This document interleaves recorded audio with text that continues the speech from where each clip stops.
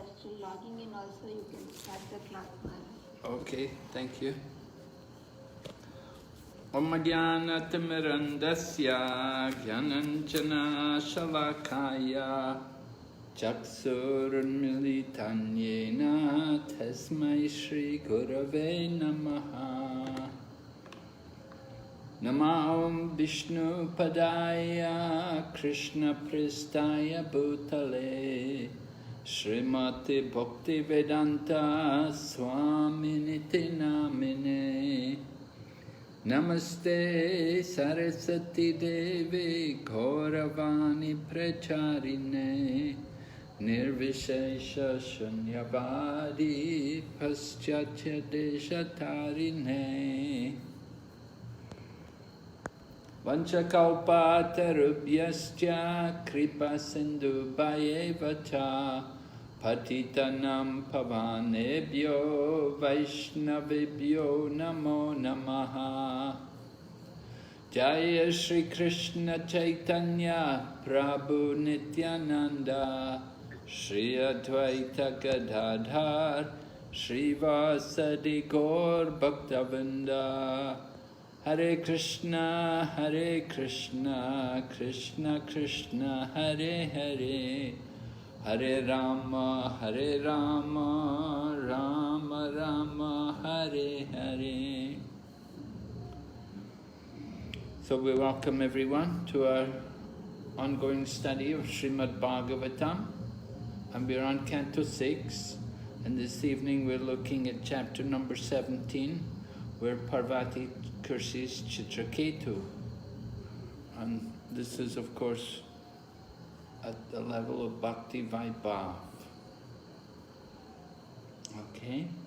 So, in the last chapter, just to review what was discussed a little bit, in the last chapter we heard how Maharaj Citraketu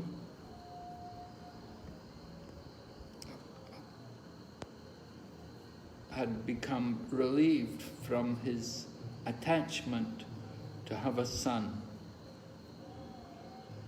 And of course, he got the son, but then the son died, and it was an extremely painful situation for him and all the family and relatives. But by the grace of Narada Muni and Angira Muni, they were able to relieve him from all this distress and the feeling of loss of the child.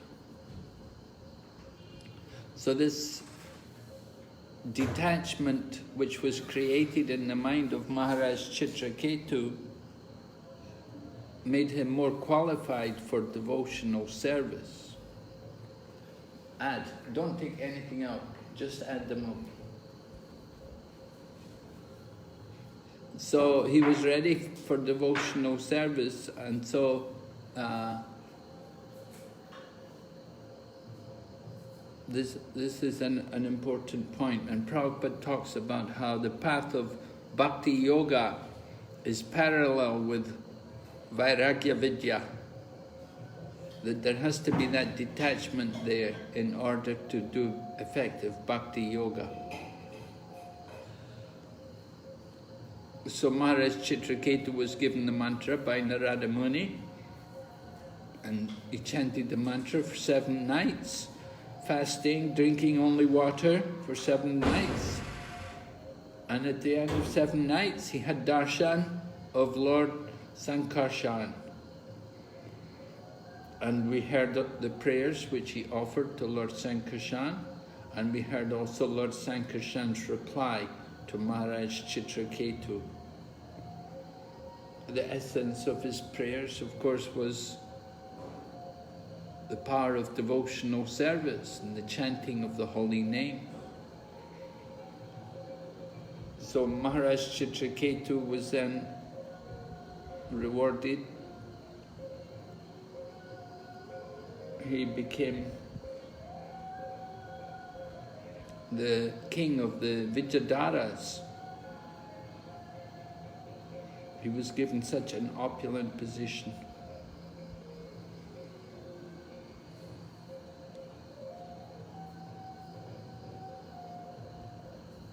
of course, he was already the king of the Vidyadharas when he met with Lord Sankarshan. So we're going on to chapter 17, and it begins with Maharaj Citraketu traveling.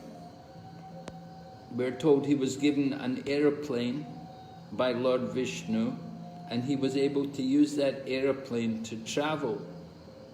And we're told how he traveled in text number 1. Do you want to see the text, or do you all have your own text? Krishna Maharaj, we have the text. You all have your own text, right? Okay. Hare Krishna Maharaj, we have text, but you have highlighted points and also that will really help us. Okay, then I'll share the screen. Yeah. I just wanted to know about that. Let's see. How do...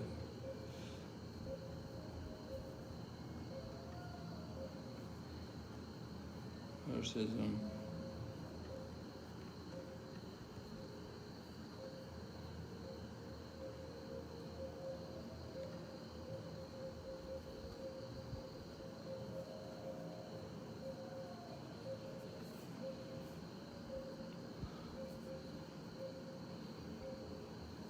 I can't find my...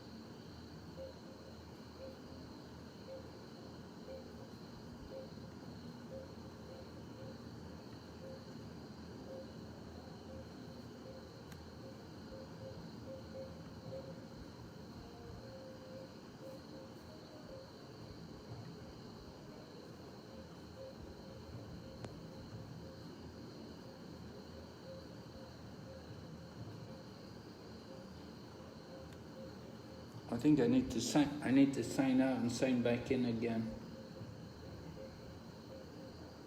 Okay, Maharaj. I'm not able to... Oh, now it's come. Okay, here it is. Yeah, this is what I was looking for. I couldn't find it.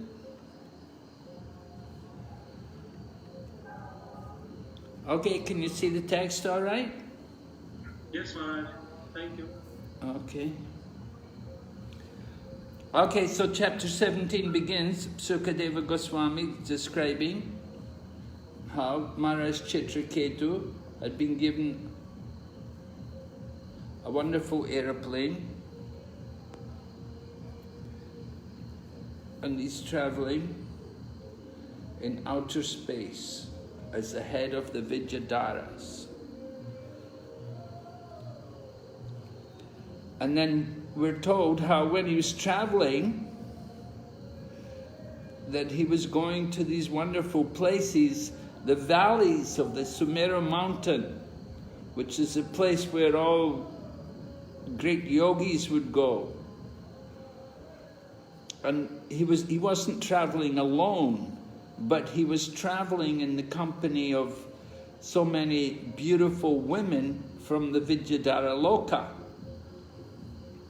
But at the same time, we're told he was also chanting the glories of the Supreme Lord Hari. So this is very interesting.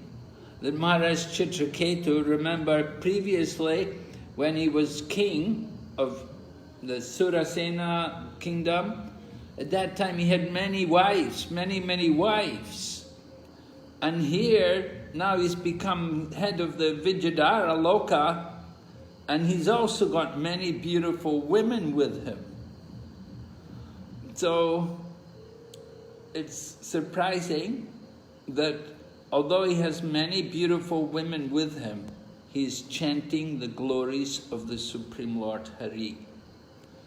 So Prabhupada explains here in the purport, just a short purport, we'll just read it here from the beginning. It is to be understood that Maharaj Citraketu, although surrounded by many beautiful women from Vidyadhara Loka, did not forget to glorify the Lord by chanting the holy name of the Lord. It has been proved in many places that one who is not contaminated by any material condition, who is a pure devotee, engaged in chanting the glories of the Lord, should be understood to be perfect.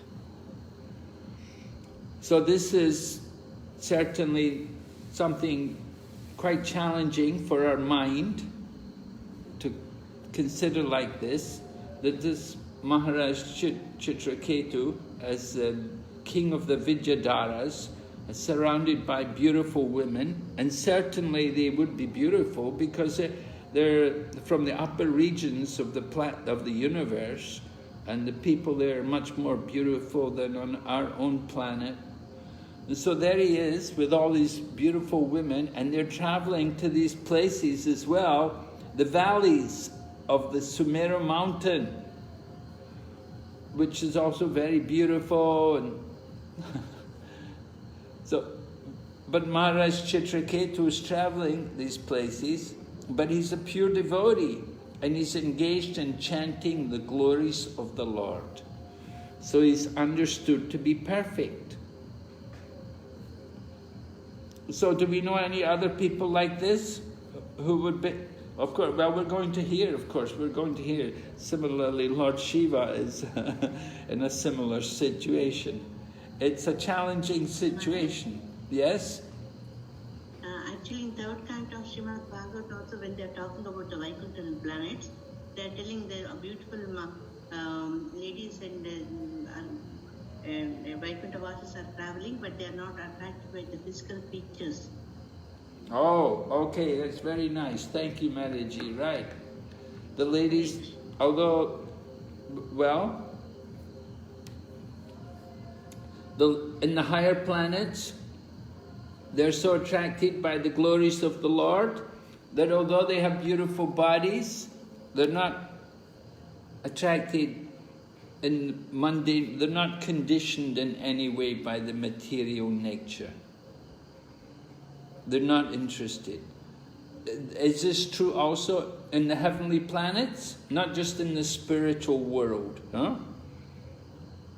The demigods, when they came to watch Krishna, the demigods with their wives traveling in the airplanes, they would all be attracted by the beauty of Krishna.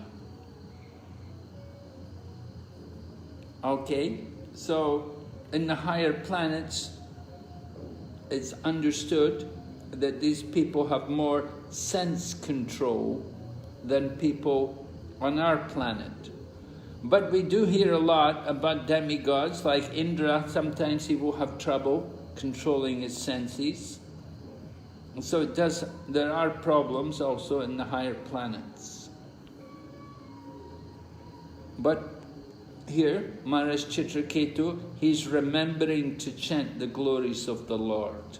So because he's taking pleasure in the chanting of the holy name of the Lord, he's not interested in the pleasure of just the mundane association of women.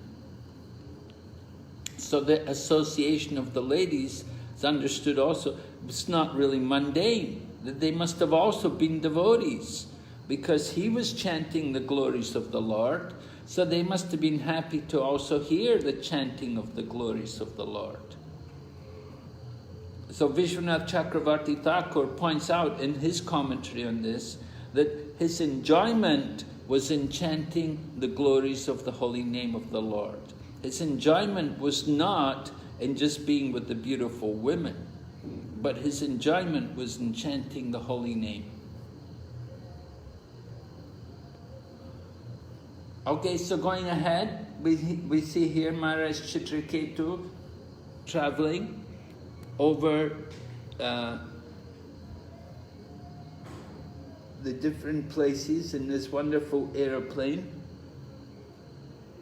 and he sees Lord Shiva surrounded by siddhas and charanas, and Lord Shiva sitting, embracing Pārvatī. Pārvatī sitting on his lap, and he's embracing her, and they're surrounded by siddhas and charanas. So great saintly persons are all there, and they're listening to Lord Shiva, and Lord Shiva's giving them a discourse, some kind of instruction, and Pārvati's sitting on her lap, on his lap, and he's embracing her.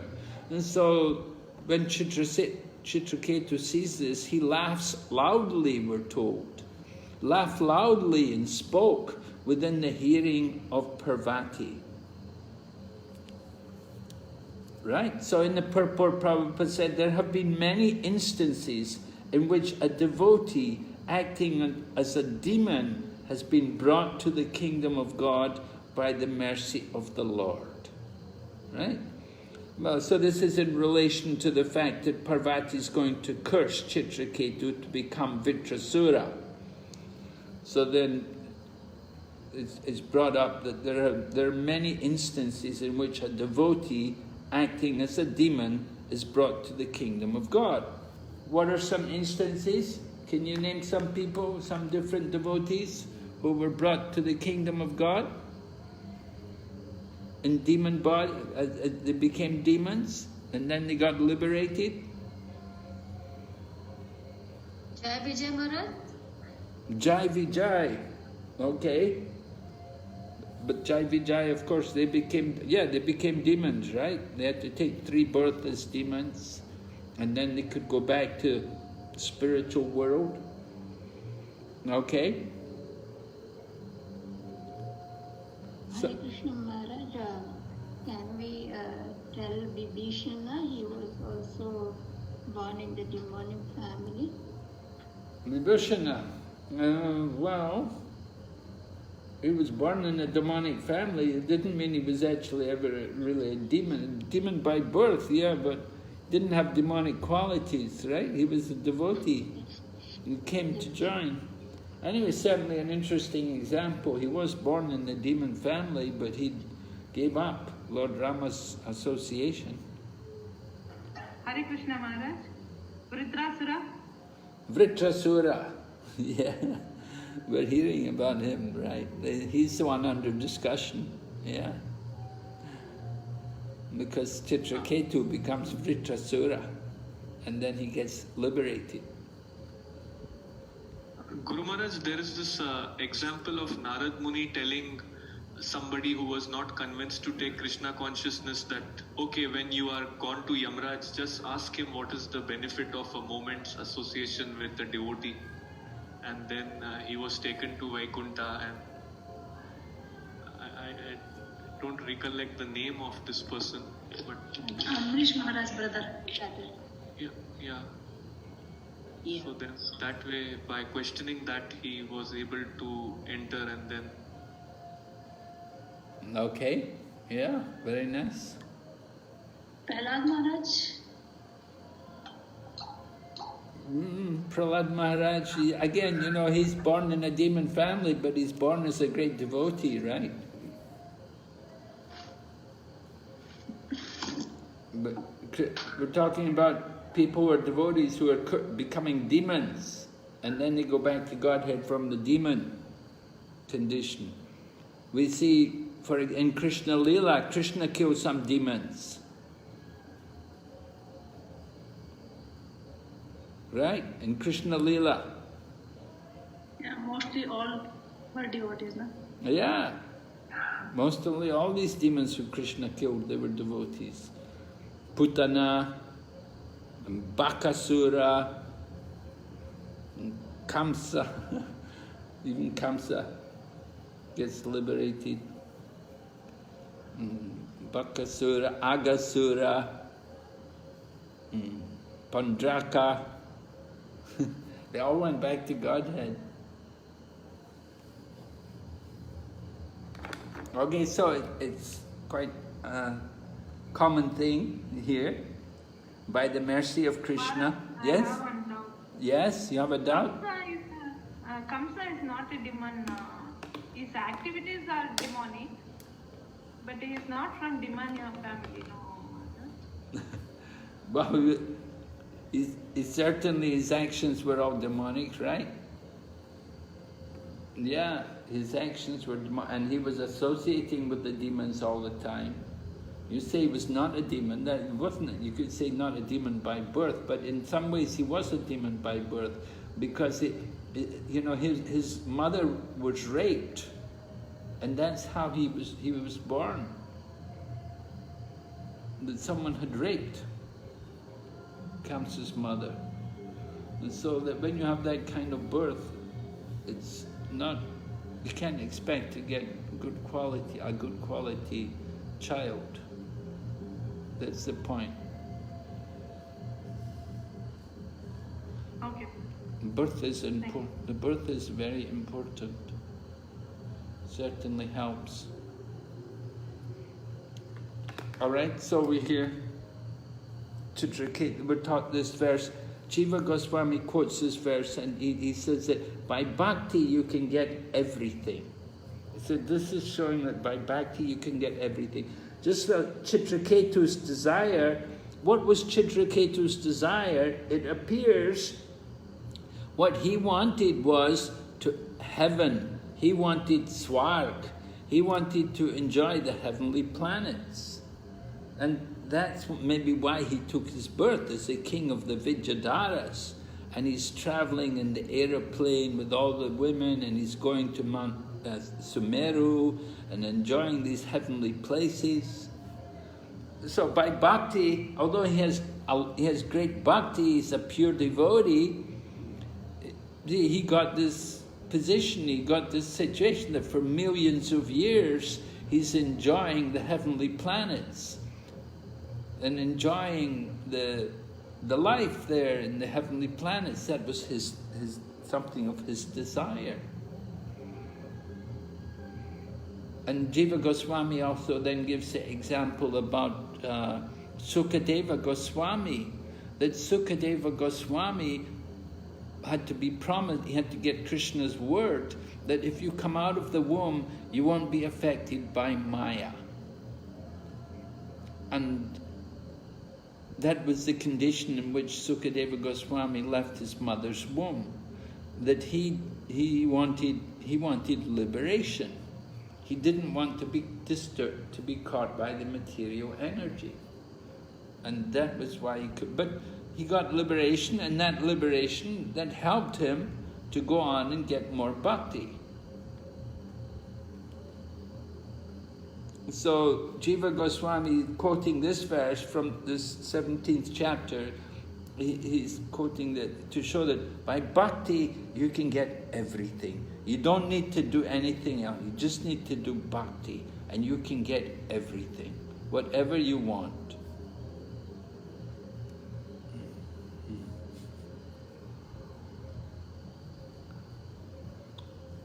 Okay, then we hear about Lord Citraketu. He's explaining about Lord Shiva, why he laughed at Lord Shiva. But Citraketu's laughing at Lord Shiva, it's explained to us that it's being done in a nice way. It's like a joking which is taking place between Citraketu and Lord Shiva. Because as we said, Citraketu is coming with a lot of women. He's also with a lot of ladies with him. You know, and now Lord Shiva, he may be sitting there with his wife, embracing his wife, but Citraketu is not without fault himself.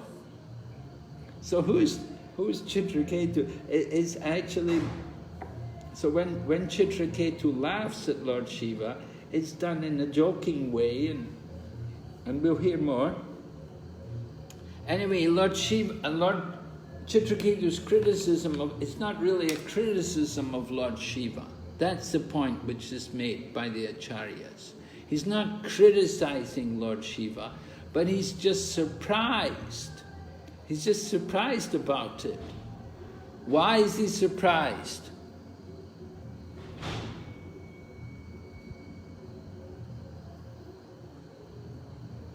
Why is Citraketu surprised that this is to see Lord Shiva in this situation? Hare Krishna Maharaj. Yeah, Hare Krishna. In fact, funny because in midst of saintly persons and in such a sabha, he was seated wife on his lap. That's why he felt. Yes, generally we consider, Vedic culture is that the husband and wife, they won't show that kind of intimacy in public. It's not really the culture,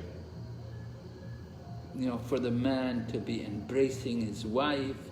All right, the man can embrace his wife. That's in private, in their home, they can do like that, out of public eye, but not in the public. It's not really quite proper. That in the mood of what they call propriety, what is the proper standard of behavior for people, how they should act. So in the Vedic culture, it's like this. It's not expected. But here is Lord Shiva, and of course, why particularly Lord Shiva? Lord Shiva and his wife they're not just ordinary people. They're not just common people.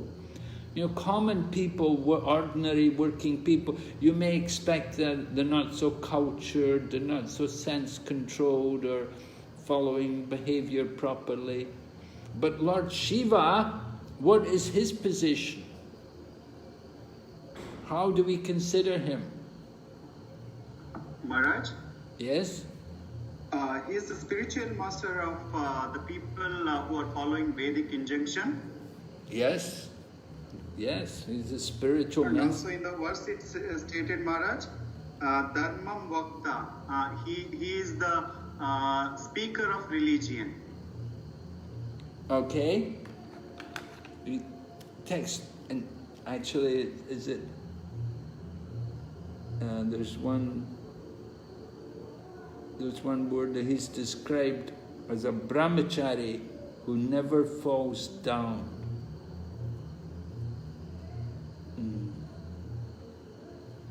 Gatari, huh?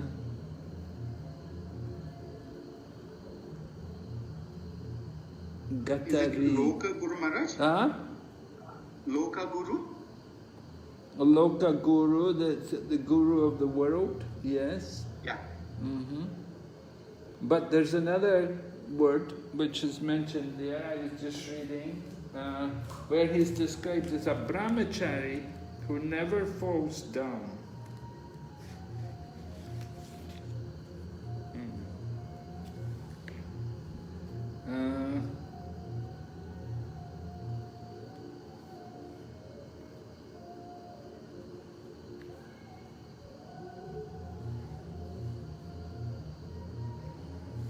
Able to find it right away, but there was one word Prabhupada mentioned like that, which the literal meaning of the word is that he's a brahmachari who never falls down. So he's mentioned like that. In other words, he's a great soul, that he's surrounded by all of these other persons, and he's sitting there with his wife. But the surprising thing is that they're very intimately connected with each other. He's embracing her, and generally Lord Shiva's naked as well. So it's certainly, in some ways, Citraketu appreciates that Lord Shiva is very great, that he's very sense-controlled, that he can be with his wife in such a situation and he's not agitated. he's not becoming sexually disturbed in the contact with his wife. She can be there and she can be embracing him, and he's still quite happy to sit there in front of the sages and speak. And so he is really Dhira. This is Lord Shiva. He's very sober and very sense-controlled. Even when he's in this situation with his wife, any ordinary person would be disturbed. But Lord Shiva, because he's so great, because he's such an elevated, he's not disturbed. So this was a great wonder for Citraketu. He was appreciating that wow, Lord Shiva is so amazing, you know, that he can be in this situation and he doesn't get disturbed. So Maharaj Citraketu, in laughing about Lord Shiva, and it was not meant as a criticism. That's the point. Now, who did criticize Lord Shiva? Daksha? Yes, Daksha criticized Lord Shiva, right? What did he do?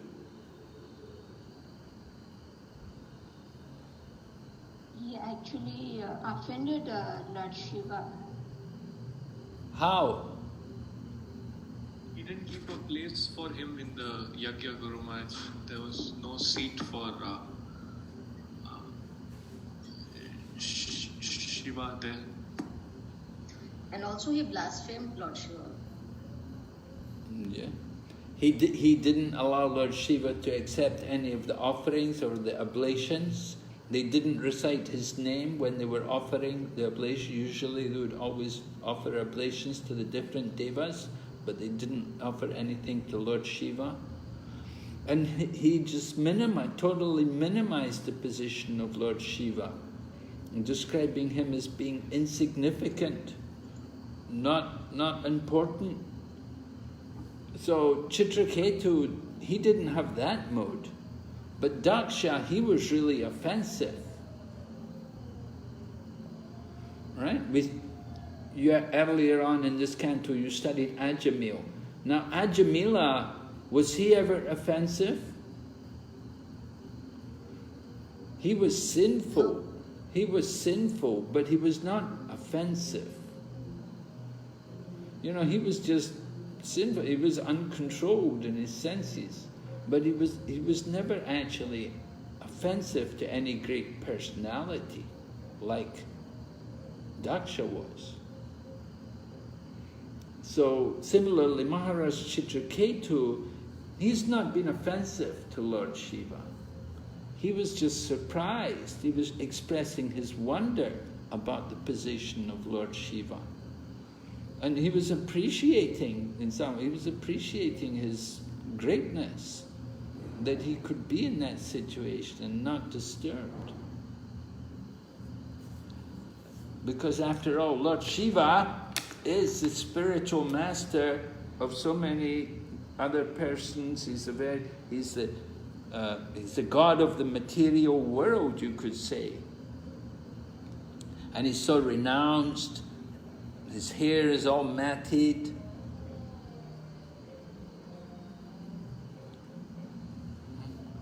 So,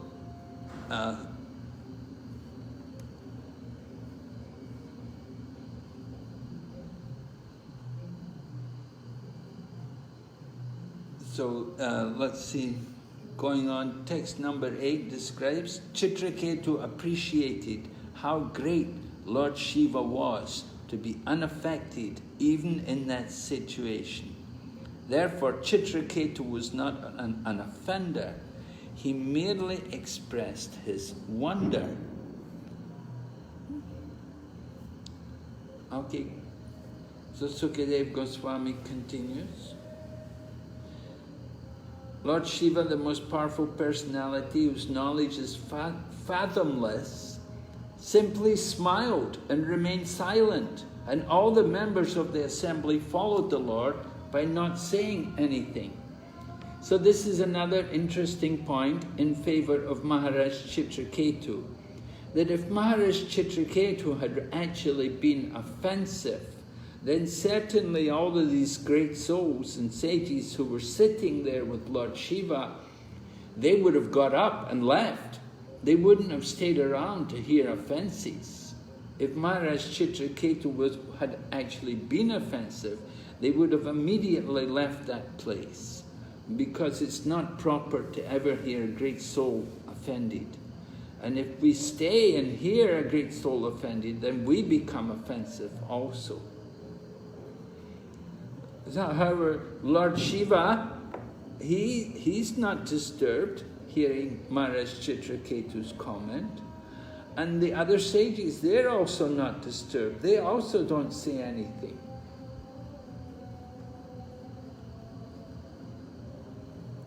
Okay, so reading from the purport, Srila Vishwanath Chakravarti Thakur, however, has made the following observation. Lord Shiva, being the most exalted Vaishnava and one of the most powerful demigods, is able to do anything he desires.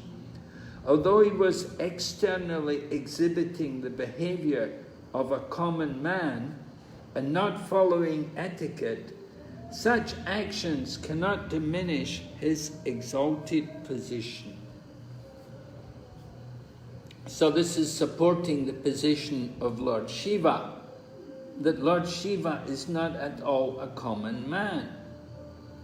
However, the problem is that because he's not a common man, as Prabhupada points out, or as Vishwanath Chakravarti Thakur has pointed out in his commentary, which is translated for us by Srila Prabhupada, that as a great soul, he has to set the proper standard for others, because the tendency will be there for people to follow.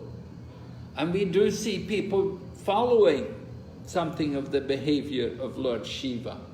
We see sometimes, people like the Naga Babas, they can also go naked, and they will also be like Lord Shiva and smoke ganja and do these kind of things. So there are people who like to imitate these things without actually having the qualification of Lord Shiva, without actually having that sense control. So, purport says, King Citraketu desired that Lord Shiva cease this eternal behavior, so that others might be saved from criticizing him and thus becoming offenders. So there would be two tendencies. Some people would follow the example of Lord Shiva, although not having the qualification, and other people, they will criticize Lord Shiva. So both people become offenders. Both kinds of conditions would become offensive.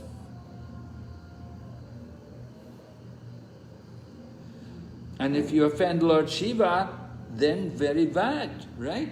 Offense against a great Vaishnava, then that is the mad elephant offense, and it can destroy all the creepers of devotion. So we have to be very careful to never offend a Vaishnava. So as mentioned here in the purport, however, King Citraketu was somewhat harsh in his behavior with Lord Shiva. Somewhat harsh, because he laughed loudly. He'd made a big thing about it, in front of everyone, laughing, so everyone could hear. Now, he didn't have to do like that, but somehow, by the will of Providence, it happened. Lord Shiva, however, he's not disturbed. He can tolerate it. He's a great devotee.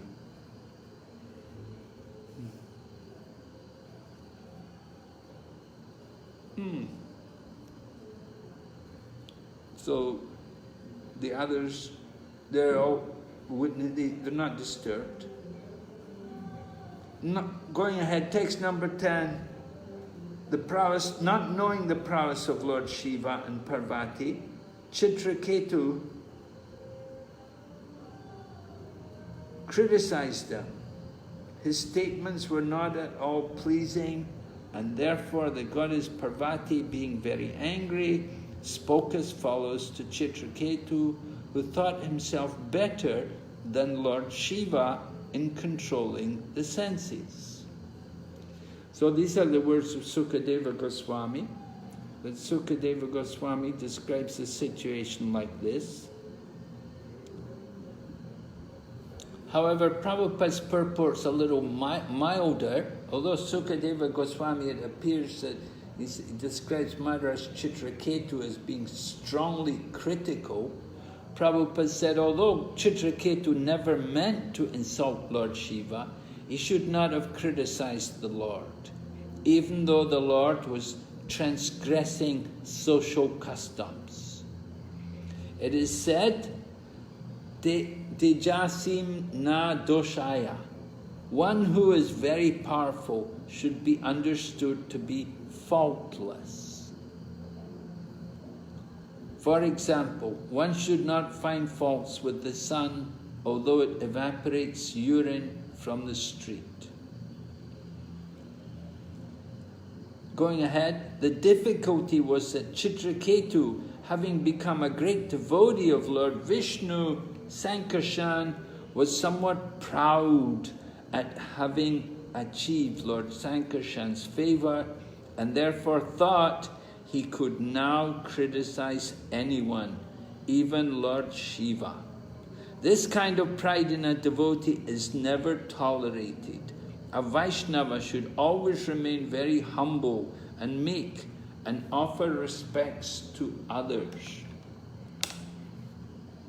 So we're seeing the fault. Prabhupada is, through this purport, he's revealing to us what was the fault in the behavior of Citraketu. That he had this little trace of pride within his own nature. So that's recognizable from the fact that he's with so many other ladies. You'll remember another person who also became proud in the company of ladies and who began to chant the glories of the demigods and ultimately got cursed by the Prajapatis. Hare Krishna Maharaj, it's Narada's previous birth. Right. Brahmakalpa, he did that. Yes. Narada Muni's previous birth, he was a Gandharva. He was very handsome and he had a beautiful voice, and he was in the company of many beautiful women, and they were going to different places in the heavenly planets, and he jokingly chanted the names of the demigods. So the Prajapatis cursed him to become humble. So pride is a very dangerous thing. We say, Prabhupada used to quote the saying, pride comes before the fall. We become proud and then Krishna takes it away. And Prabhupada also told that story, Punar Mushtika Baba, in which you will all know about the mouse becoming a cat, and then a dog, and then a tiger. But then as a tiger he wanted to eat the yogi, so then the yogi told him, again become a mouse. So like that, pride. Who else was proud? Who else was proud and had to be cursed to take away their pride?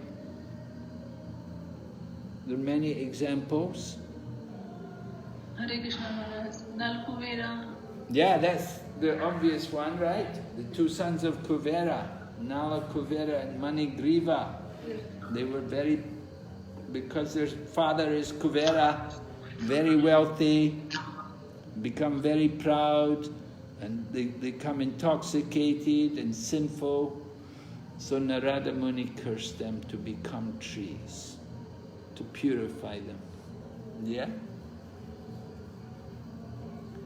All right? So, important, humility. Don't become affected by the material situation. At the same time, we understand Maharaj Citraketu is a very, very advanced devotee. So it must have been just only a slight trace of pride.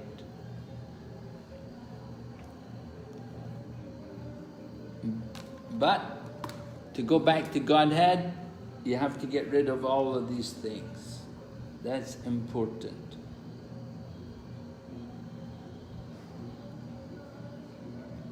So Lord Shiva, he's a great controller of the senses, and Maharaj Citraketu, he's also a great devotee, he's a great yogi, he's also got control of the senses. So who's greatest? Certainly Maharaj Citraketu. One should not think one's better than another. You should never, Prabhupada says, a Vaishnava should not try to minimize anyone else's position. It is always better to maintain humility and meekness and chant the Hare Krishna mantra. The word Nirjit Atma Bhimanina indicates that Citraketu thought himself a better controller of the senses than Lord Shiva, although actually he was not. Because of all these considerations, Mother Pārvatī was somewhat angry at Citraketu. Now naturally Pārvatī is going to, she's the most chaste of all wives, so she's very faithful to her husband, and anybody criticizes her husband, she takes it very seriously. So we hear Mother Pārvatī's criticism, and she's really upset, she's really quite angry, and she lays into this Citraketu and said, "Alas, has this upstart now received a post from which to punish shameless persons like us? Has he been appointed ruler, carrier of the rod of punishment? Is he now the only master of everything?" Wow, she can really be heavy. We can, she's the mother of the universe, and she can really be the mother. So, as mother, we see the mother always has to look after her children. So Citraketu is like one of her children, and mother, when she sees the child doing something wrong, then she's going to correct the child. So Mother Pārvatī is not wrong really in issuing her curse, because it's her duty as her mother to check the behavior, to check the actions of her children, those who are under her jurisdiction.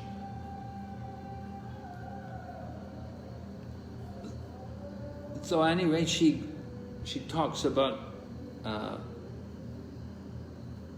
she mentions the names of so many great personalities, and she says, I suppose it to be because of this that they have not tried to stop Lord Shiva from behaving improperly, that there's so many great personalities, they never found any fault with Lord Shiva. How is it you're finding fault with Lord Shiva? The four Kumaras, Lord Brahma, Lord Kapila, Manu, none of them found any fault with Lord Shiva. Who are you that you find fault? You have something to criticize Lord Shiva. So this is a very powerful argument. And then she said, this Citraketu is the lowest of Kshatriyas. Yeah, he's a Kshatriya, he's a Kshatriya king. So he's a Kshatriya, he's not a Brahmin. And he has overridden Brahma and the other demigods, insulting Lord Shiva. So before she issues her curse, she first of all explains why, or what is the fault with this Citraketu's behavior. And now she's coming, next point, text number 14, she describes about the pride of Citraketu. That he's thinking, I am the best. So Pārvatī, Mother Pārvatī said, he does not deserve to approach the shelter of Lord Vishnu's lotus feet. He is impudent, thinking himself greatly important.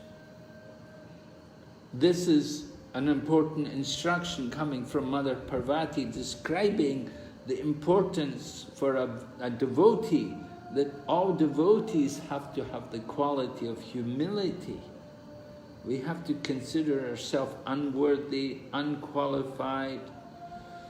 And Prabhupada quotes Shikshastikam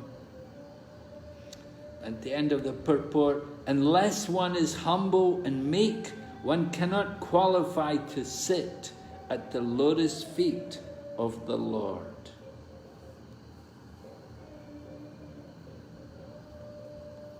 So Citraketu is being criticized like this by Mother Pārvatī. So then text 15, she issues her curse. And she said, "O impudent one, my dear son," right? Mother Pārvatī, we said, the mother of the universe. So mother has the right to punish the child. When the child misbehaves, mother has to do something, she has to take some action. And Prabhupada tells us, he said, just like in Krishna Lila, we see even Mother Yashoda, that she had a stake, and Krishna was really afraid of the stake. He has to tell Mother Yashoda, put down your stake and then I'll come. Krishna was very afraid seeing Mother Yashoda carry her stake. And Mother Yashoda ties up Krishna also to stop his misbehavior. So even Mother Yashoda, she would also punish Krishna a little bit. So Mother Pārvatī, she's going to punish her son. Then she tells, now take birth in a low, sinful family of demons, so that you will not commit such an offense again towards exalted, saintly persons in this world. And so it's interesting that how is it possible he could take birth in a family of demons, but he's not going to commit sins against saintly persons? We think, well, if he takes birth in a family of demons, he'll become more sinful. But we should understand the situation that because Citraketu has bhakti, that bhakti cannot be lost. That bhakti will go with him to the demon birth. And although he becomes Vritasura, he doesn't lose his bhakti. So although he's born with the demon body, he's always transcendentally situated. He's not like a normal demon. He's a great devotee, but he's in the demon body. So he kept his Vaishnava qualities, his devotee qualities. Just a few points from the purport. A pure Vaishnava should be very careful to engage in his specific duty without criticizing others. This is the safest position. Otherwise, if one tends to criticize others, he may commit the great offense of criticizing a Vaishnava. So, as we said, that's the Hatimata, the mad elephant offense, which destroys everything in the garden. And as soon as there is a small discrepancy in a demon's behavior, Mother Pārvatī or Durga immediately punishes the demon so that he may come to his senses.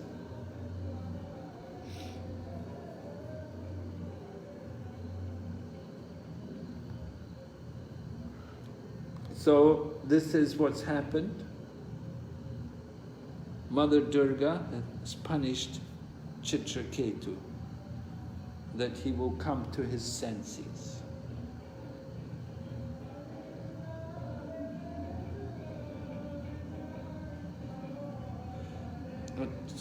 So then Prabhupada quotes Devi Hesha Gunamayi, and he says, to surrender to Krishna means to surrender to his devotee also.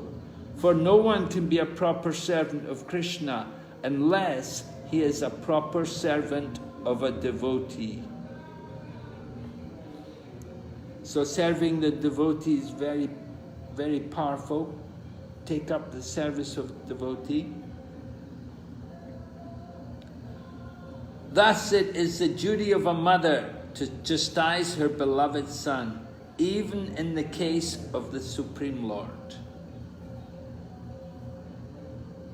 Mother Durga was justified in punishing Citraketu. This punishment was a boon to Citraketu, because after taking birth as a demon, Vritasura, he was promoted directly to Vaikuntha. So this is a plan, that this whole thing, this cursing of Citraketu has been arranged by the Supreme Lord to accelerate Citraketu's progress back to Godhead. Because if Citraketu remains simply the king of the Vidyadharas, just simply enjoying traveling in the heavenly planets, as we heard, he was traveling for millions of years like that, enjoying. So it could go on forever. But the Lord wants to accelerate him coming back to Godhead. So it has been arranged. Mother Pārvatī cursing Citraketu so that he can come quickly back to Godhead.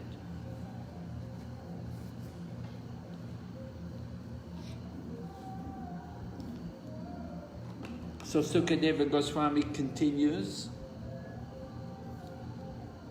How does Citraketu react to the curse? How would we like it, to be cursed? Maharaj Citraketu is, as Citraketu, he's experienced so many things, that he was a king and he had millions of wives but no son. And then he got the benediction and he had a son, but then the son died.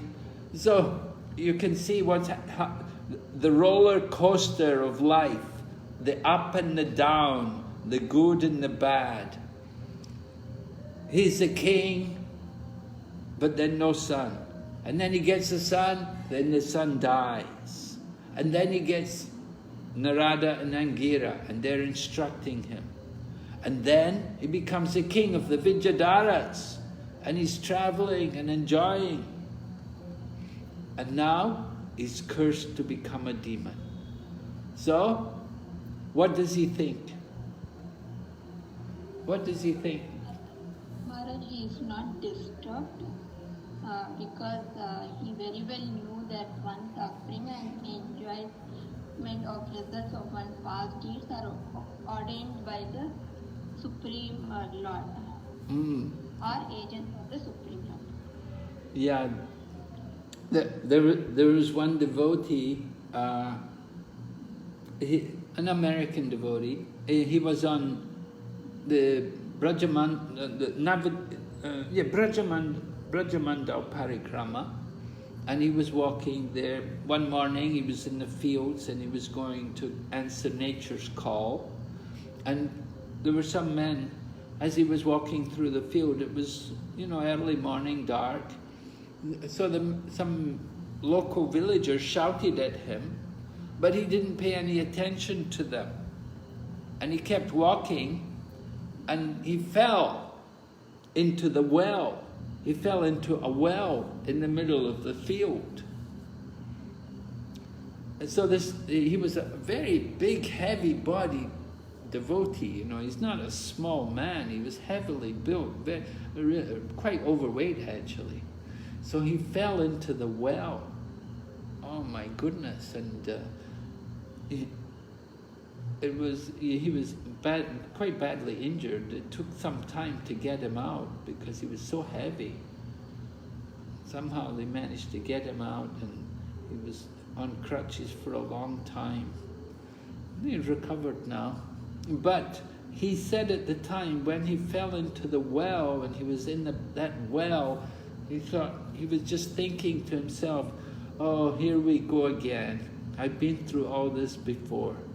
You know, he'd been injured before, he'd been in these kind of difficult situations. He just kind of accepted it. Just like we see here, Maharaj Citraketu, that he's cursed. You know, and that it's not a very nice curse. It's quite a heavy curse. But, okay, what does he do? He gets out of his aeroplane and he comes and he offers his obeisances to Mother Pārvatī. And we're going to hear how he addresses her, what he has to say.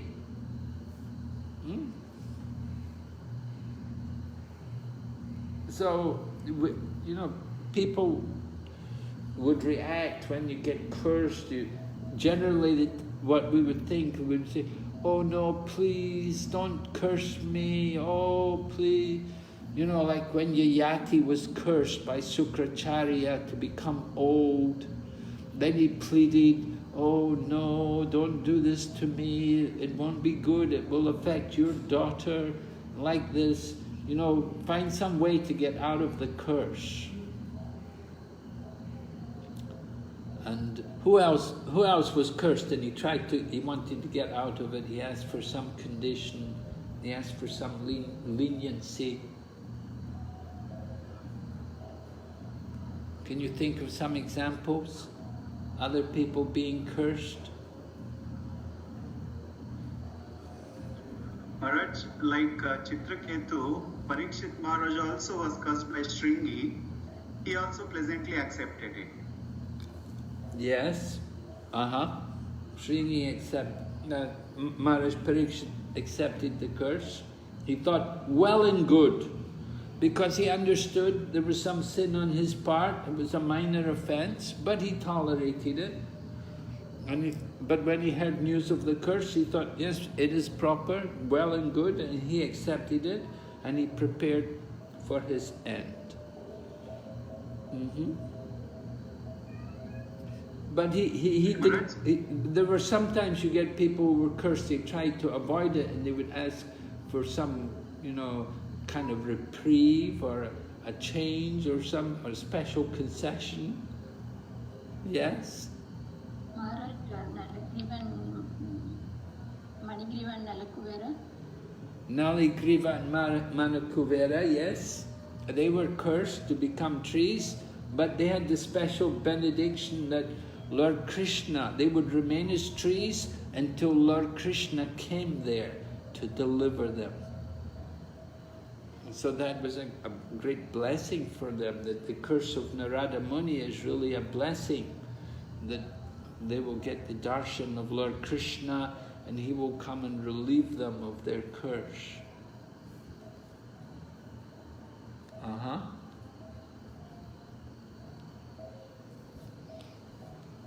Maharaj, your laptop battery is going down. Oh, thank you, Prabhu. Okay. Yeah.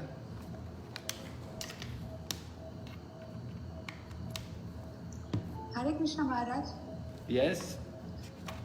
Can we say the curse given by 4 Kumaras to Jaya and Vijaya? Okay, yes. They were given the choice, either 7 births as devotees or 3 births as demons. So they thought better to take 3 births as demons, and we can come back quicker. Maharaj, please correct me. Even Gandhari had cursed Krishna, right? Did she? What was the curse? I missed somewhere in between. When she had called Duryodhan quietly, and she wanted to see him, unfold her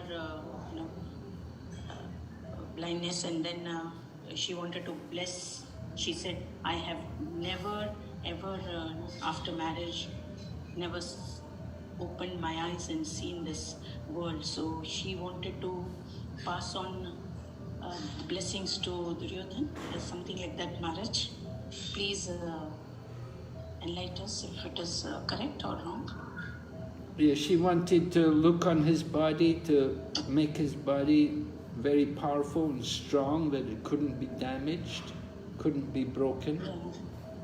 Yeah, and because of Krishna, that couldn't happen. Right. And that's the reason she cursed Krishna. But Is that correct? I never heard the curse before. I didn't hear this part before. I knew about the Duryodhana and Gandhari, and she was going to open her eyes and look on his body, but Krishna told him, don't go naked like that, put some cloth on. So he came before her, he was covered with cloth. Right? That his private parts were covered with cloth. And so she was disappointed when he came like that, she said, I told you to come naked. And he said, oh, Krishna met me and he told me I had to cover myself. So, I don't know, maybe it's possible that Gandhari had cursed Krishna because of this. Of course, ultimately, this was the cause of Duryodhana's death, that Bhim hit him at that part where he was vulnerable. Yeah. But I never heard about the curse on Krishna from Gandhari. Okay, Maharaj. Okay. Hare Krishna, Maharaj.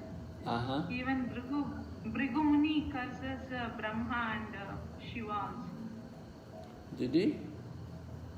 Bhrigu Muni. Oh, he curses Brahma and Shiva? Can you tell me what happened? Bhrigu Muni, he was he is having the nature of cursing. He is having always with anger. So when he comes to Brahmaloka, Brahma will be in meditation, and so he will not receive Bhrigu Muni, the sage Bhrigu, properly. So he will curse him, telling in the all three words, your puja will not happen. Nobody cannot do any devotion to you. No temple. Oh, really? I never heard this before. Yeah, and again he will go to Kailasa.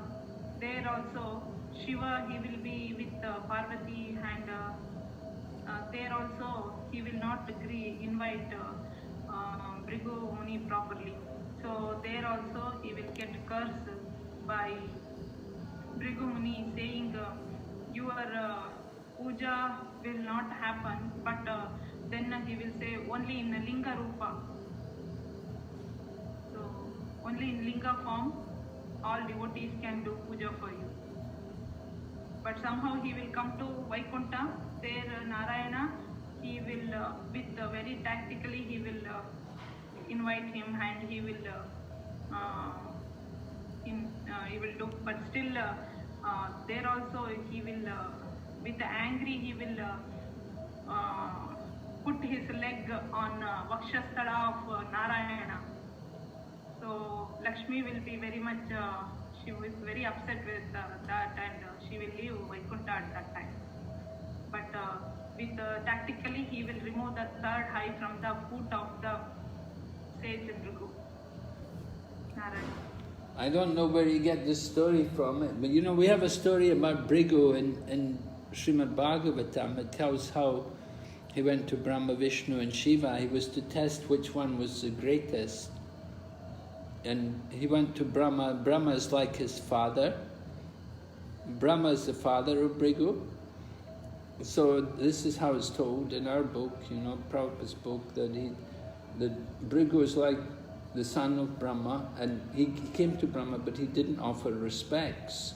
So Brahma was angry, but he controlled the anger.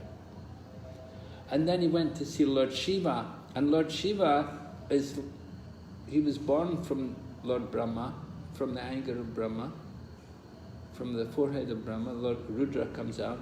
And so when he went to see Lord Shiva is like a brother of Bhrigu, and Lord Shiva came to embrace him, but Bhrigu said, don't touch me, you've got all these ashes on you, and you've got snakes on your body, I don't want you to touch me. So Lord Shiva got angry at him. He got really angry. And Mother Pārvatī had to come and restrain her husband, and Bhrigu left. And then he went to see Vishnu, and then he kicked Vishnu. And it was at that time Lakshmi cursed the Brahmanas that they'll never have any wealth. And so Lord Vishnu, when he was kicked by Bhrigu, Lord Vishnu got up and said, oh, I'm sorry, I hope you haven't hurt your foot on my hard chest. So Bhrigu was very impressed at the nature of Lord Vishnu, that he was so equipoised, undisturbed. So Brahma is in charge of the mode of passion, and Lord Shiva is in charge of the mode of ignorance, but Vishnu is in charge of the mode of goodness. So this is how it's told in Srimad Bhagavatam. But maybe... Hare Krishna Maharaj. Yes? I have one question related to this. Can I ask? Yeah? Maharaj, in this situation we see in the condition of Citraketu when he laughed, Maharaj, Lord Shiva was completely equipoised, he did not get disturbed. And even though he did the mockery or he laughed, but in the case of Bhrigu Muni, it just that he did not embrace him, Lord Shiva became angry. So how do we understand these two situations? Well, Lord Shiva they didn't embrace each other because Lord Shiva's already he's with his wife. He's not going to get up and put down his wife and go and embrace Citraketu. And there maybe they're not familiar with each other. I don't know how well Citraketu knew each other. Hadn't met Lord Shiva before. They don't seem to have a relationship. No, my question is that, not that. My question is he laughed, Citraketu laughed, and he did not become angry. But he did not embrace, and then that time he became angry. Who did not embrace? Bhrigu Rishi, when he came, he wanted to embrace Bhrigu Rishi, and he refused to be embraced by Lord Shiva. And he said, you are having the all the dust of the crematorium and all. So that time he became angry, and this time when he was Citraketu laughed, he did not become angry. Yes, right.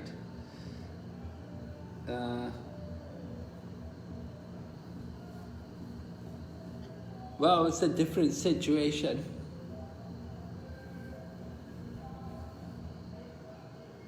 Bhrigu Muni is coming, he's the brother of Lord Shiva.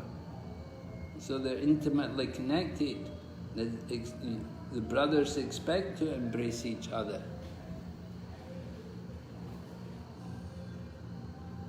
And Bhrigu was testing the purpose, directly insulting Lord Shiva. As we heard, Citraketu he's not insulting Lord Shiva.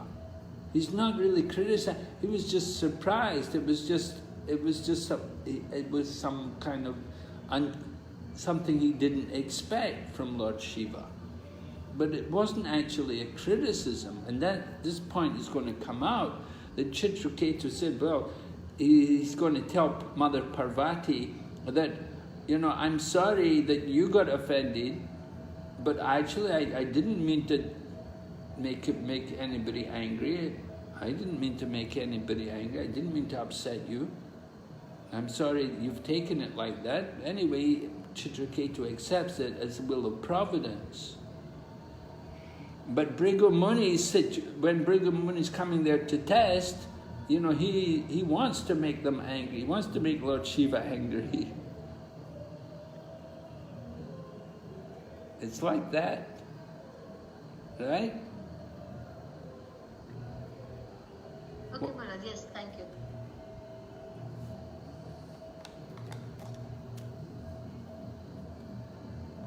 Hare Krishna Maharaj. Yes?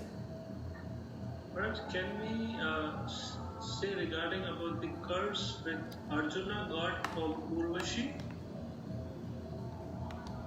Yes, Arjuna got cursed to become a eunuch for 1 year, right? Yes, Maharaj.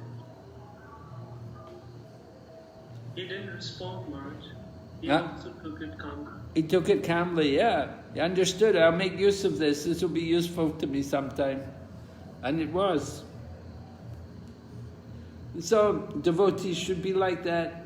When we get cursed, thank you. One devotee was distributing books. You know, in America, in Prabhupada's time, I remember a devotee was distributing books in the airport. In those days, we used to be able to go into the airports and we would distribute books there. So one devotee was distributing books there in the airport.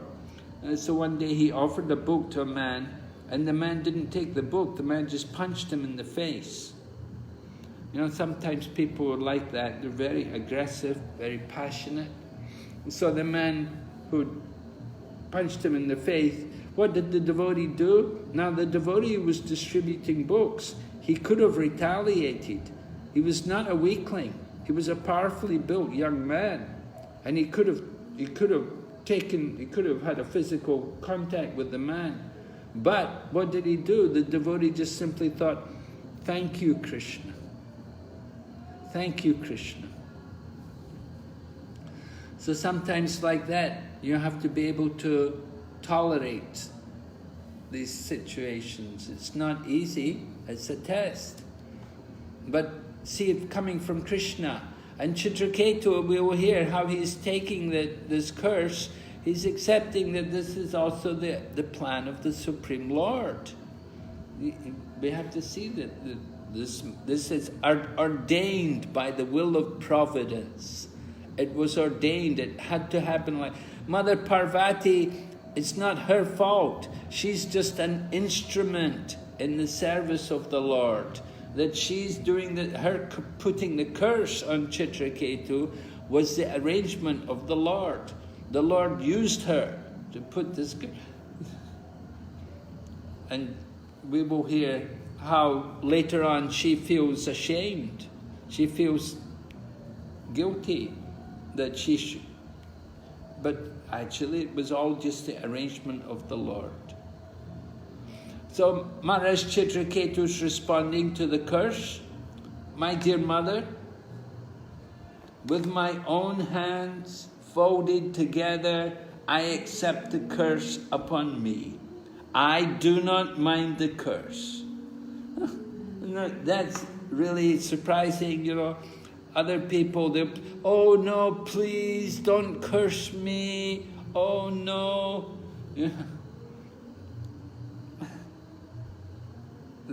Can somebody else take the curse? Can I give the curse to my son? Like that, we want to pass off the curse or try to minimize it.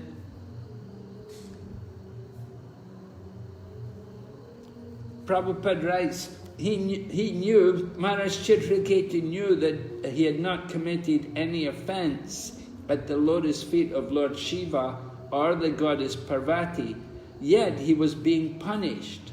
And this means that the punishment had been ordained. Thus the king did not mind it.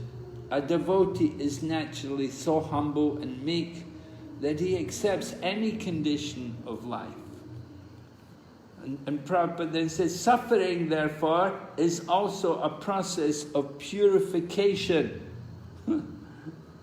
We have to remember that next time we're suffering, that this is for our purification. So therefore, devotees voluntarily undergo some austerity. They voluntarily accept some austerity because they see it as a purification. And as we get purified, then we become more qualified to go back to Godhead. At the end of the purport, Prabhupada writes, acting through the heart of Pārvatī, the Lord, who is situated in everyone's heart, cursed Citraketu in order to end all his material reactions. So it was the Lord himself who cursed Citraketu by acting through the heart of Mother Pārvatī.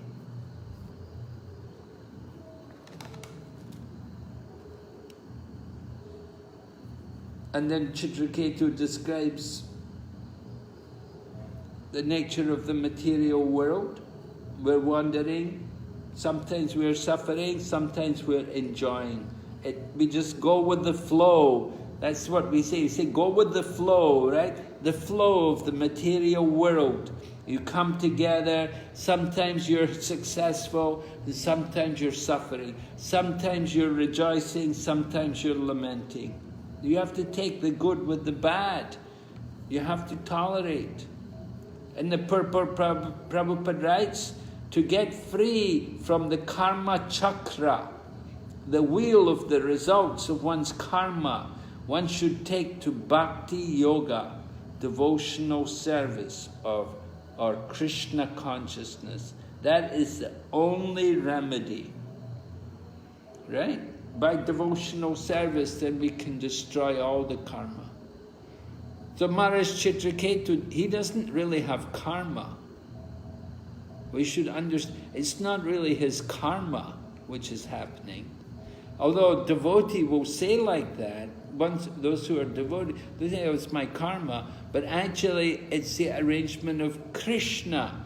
Krishna has arranged it to relieve us of our attachments, of our material desires. Krishna takes these things away from us by giving us some difficulties, by giving us so many troubles.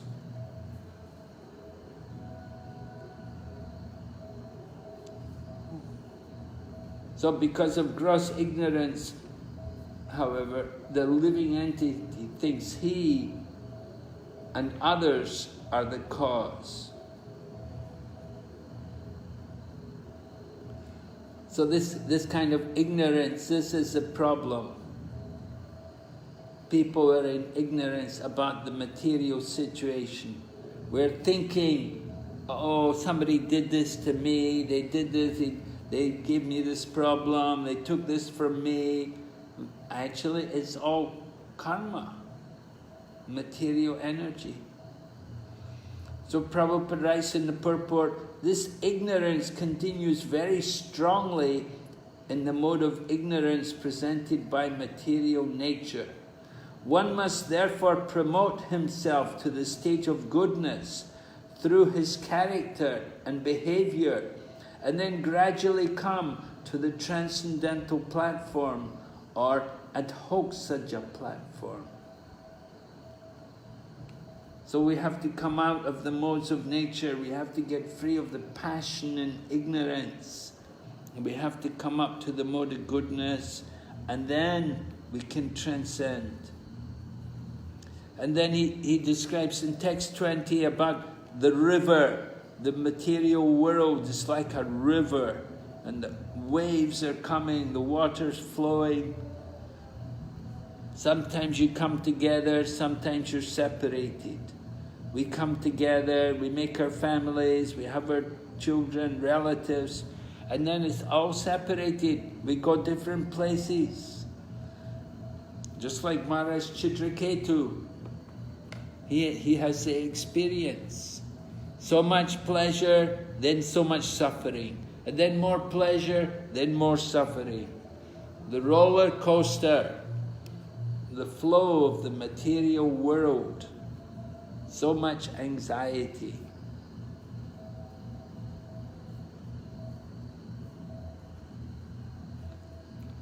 Vishwanath Chakravarti Thakur gives the example about the material world. He said it is like being thrown into a mine of salt. If one falls into a mine of salt, he tastes only salt wherever he goes. So this material world is full of misery. The so-called temporary happiness of the world is also misery. But in ignorance, we cannot understand this. The people are thinking happiness. When they may get money, they get wealth, or they get a son, or they get some success, their material desires are fulfilled. It just means more misery, more suffering, more attachment to the material world. It doesn't solve the problems. So Maharaj Citraketu goes on to speak about the Supreme Lord, how he is one, and how he's arranged for everyone. Everyone's happiness and distress is under his control ultimately.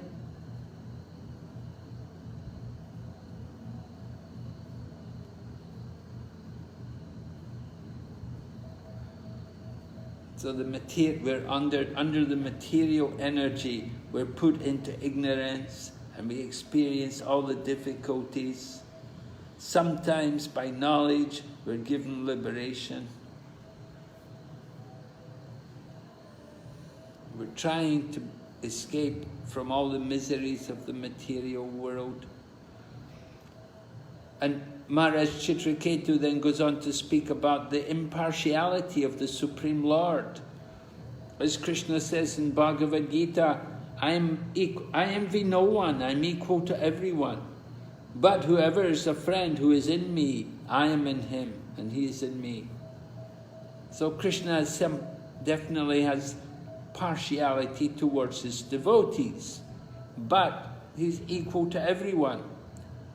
The example is given about the judge. In the high court, the judge may reward someone and he may punish someone else. But the judge is not partial to someone. The judge is equal to everyone. He just has to award people according to their actions. So the Supreme Lord is not, he's not thinking just simply who you are, but he looks at the work, what you've done.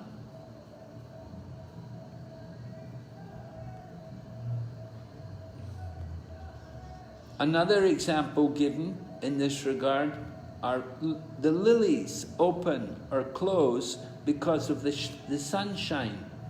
And thus the bumblebees enjoy or suffer. But the sunshine and the sun globe are not responsible for the happiness and distress of the bumblebees.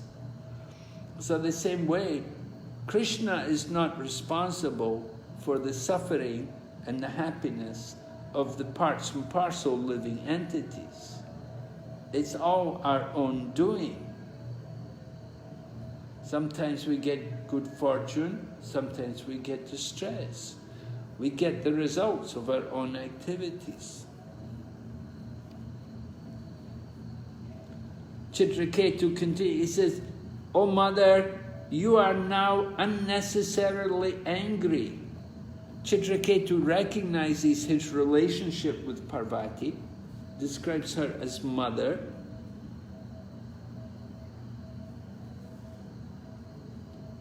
But he says, happiness and distress are destined by my past activities. I do not plead to be excused or relieved from your curse. Although what I have said is not wrong, please let whatever you think is wrong be pardoned. So in this way, Maharaj Citraketu is asking Mother Pārvatī to forgive him, to overlook his, to pardon his offenses. At the same time, he tells her, first of all, I accept the curse. You don't have to worry. I'll take the curse. You have cursed me like that. I accept it. But it will be better if you don't hold a grudge against me and thinking that I did something wrong. And Prabhupada explains, being fully aware of how the results of one's karma accrue by the laws of nature, Citraketu did not want to be released from Pārvatī's curse. Nonetheless, he wanted to satisfy her, because although his verdict was natural, she was displeased with him. So as a result, as a matter of course, Citraketu begged pardon from Pārvatī. It's proper, if somebody thinks, and Prabhupada explains like that, if someone thinks we've offended them, then the proper thing to do is to apologize that I'm sorry, I didn't have any intention to offend you. If you have taken offense from me, then I will, please forgive me. Please excuse me if I've offended you. So this is proper. So Maharaj Citraketu is explaining like this to Mother Pārvatī. Pārvatī, and then Maharaj Citraketu, he's apologized and he's asked Pārvatī to forgive him, and he gets in the aeroplane and he goes. And so Shiva and Pārvatī are left, and they see how Citraketu is unafraid, and they're described as being astonished by his behavior. So they're really astonished that this great king, and he's been cursed to become a demon, and he's just accepted it and he's gone off. They're really surprised. So Lord Shiva is going to instruct his wife about the position of the Vaishnavas and the devotees of the Supreme Lord. Lord Shiva wants to, it's his duty, because as a husband, he's like the guru of his wife, so he has to guide her. And he will explain to Mother Pārvatī in a joking way, he says, my dear beautiful Pārvatī, you know, the wife wants to know she's beautiful, so he tells her, you're beautiful, but you don't have bhakti. You may have beauty, but you don't have bhakti, not like Citraketu. You may be more beautiful than Citraketu, but you don't have bhakti equal to Citraketu. And it's bhakti which is the important thing. So Lord Shiva says to Pārvatī, this is the greatness of the Vaishnavas. They are great souls. They are not interested in any kind of material happiness. And so this is very rare, of course. In the material world, everybody's interested in material happiness, but the devotees of the Lord who have surrendered to the Lord, they're not worried. Prabhupada explains, of course, Lord Shiva smiled when he joked with his wife in that way, for others cannot speak like that. The Supreme Shiva continued, is always exalted in his activities. And here is another example of his wonderful influence upon King Citraketu, his devotee.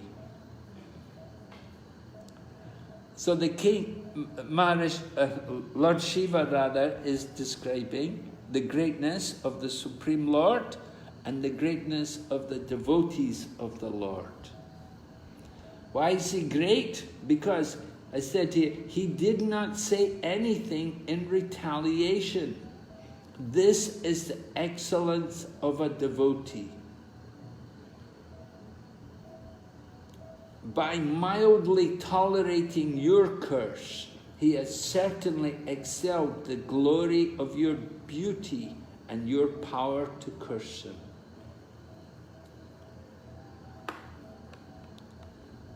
It's pointed out that when you curse someone, you want to cause them pain. Your intention is to give them some kind of punishment. You want them to feel pain and discomfort. But we see with Maharaj Citraketu, it didn't work like that. Because although he got cursed, he didn't feel any pain or discomfort. And so Maharaj Pārvati's curse was not effective because she couldn't cause any pain to him. Just like if the mother's going to beat the child should feel the pain. But if the child just laughs when the mother hits him, then there's no point in beating the child.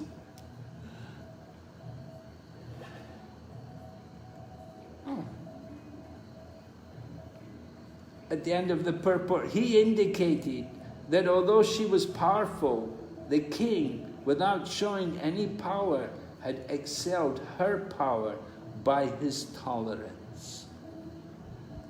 So Maharaj Citraketu showed his tolerance, which was greater than his power, than the power of Mother Pārvatī rather.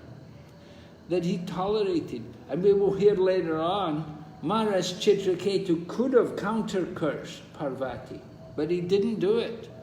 He could have used his own power to counter-curse her, but he accepted it. That is his greatness. So this is the tolerance of a devotee. Right, sadhus are tolerant. Remember in Kapila Shiksha, the qualities of the sadhu? Tatikshava karunika, first quality, tolerance, right? So here we see a wonderful example of tolerance. Can you think of some other examples, great devotees who were very tolerant? What did they tolerate? Ambarish Maharaj. Ambarish Maharaj tolerated Durvasa Muni's anger? Yes. Good, yes. Prahlad also tolerated all the inconvenience given by his father. Prahlad also was put into so many conditions, so many very dangerous life-threatening conditions, and Prahlad tolerated everything.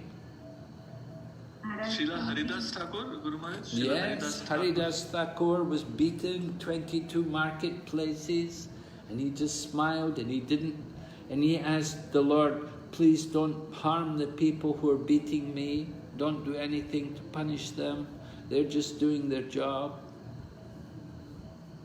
Maharaj Kunti and all the Pandavas. Okay, Maharani Kunti and the Pandavas tolerated a lot of things. Their house set on fire, giving poison, and then the battle of Kurukshetra.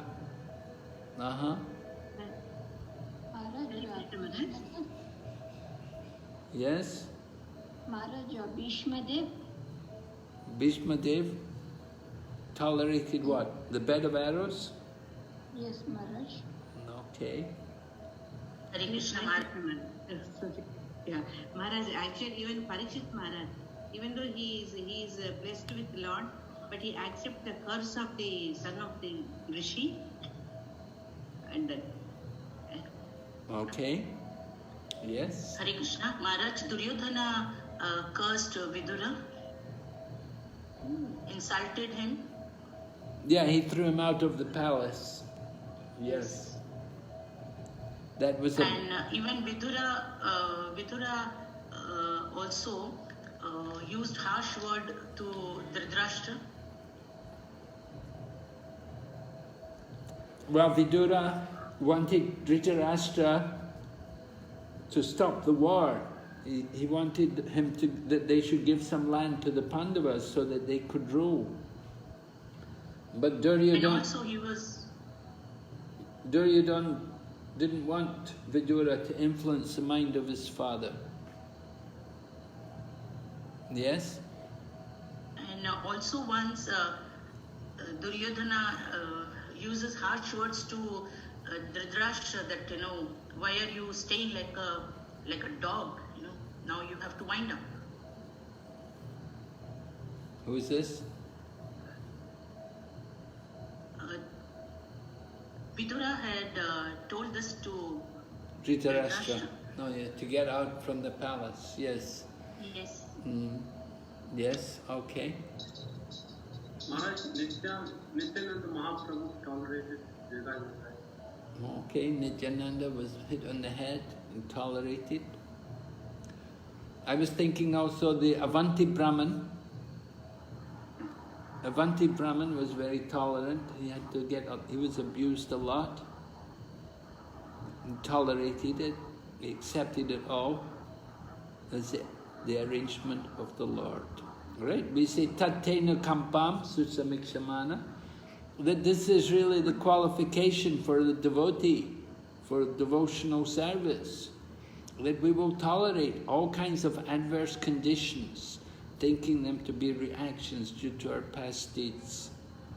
So, Maharaj? Yes? Our dear Srila Prabhupada. Yes, what did he tolerate? Yeah, he tolerated all the atrocities of the hippies during the initial days of Krishna consciousness. Okay. And also he suffered heart attack while traveling. Yeah. So, yes, all right. He tolerated a lot. Tolerated all the difficulties in India. Nobody would help him. Nobody wanted to support him. Nobody wanted to encourage him. So he went to the West. And he got people there to help. Hare Krishna Maharaj, even Prabhupada disciples, now they are taking this moment ahead. But they're also tolerating? Adversity. What's your example? Prabhupada's disciples? Yeah, Prabhupada disciples. They're tolerating or they're being tolerated?